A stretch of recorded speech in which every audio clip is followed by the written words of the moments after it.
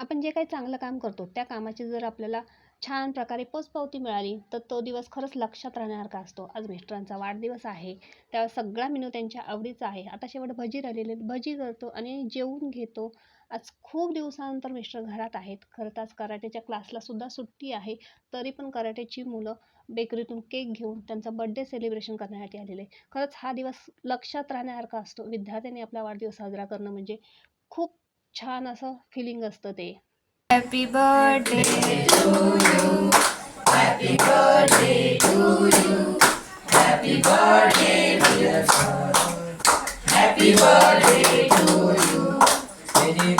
मुलं अचानक केक घेऊन आल्यामुळे खरं तर इथे आमची गडबड झालेली आहे. केक वगैरे कापला. दीदी बाहेरून जाऊन समोसे घेऊन आले. मुलांना केक आणि समोसे दिलेले आहेत. मस्त असं मुलांनी केक आणि समोसे एन्जॉय केलेलं आहे. खरं तर ही त्यांची कराटेच्या क्लासची सुद्धा मुलं आहेत, शाळेची सुद्धा मुलं आहेत. दुसऱ्या दिवशी स्पर्धेला जाणार आहेत. तर आता इथे उभं राहून त्यांची स्पर्धेची चर्चा चालू आहे. दुपारचं सेलिब्रेशन झालं. आता रात्रीच आमचं सेलिब्रेशन चालू आहे. तर त्यांना क्रीम केक नको होता म्हणून दीदीने मस्त असा रवा केक केलेला आहे. मग त्यांचं ऑप्शन वगैरे करून घेतलं.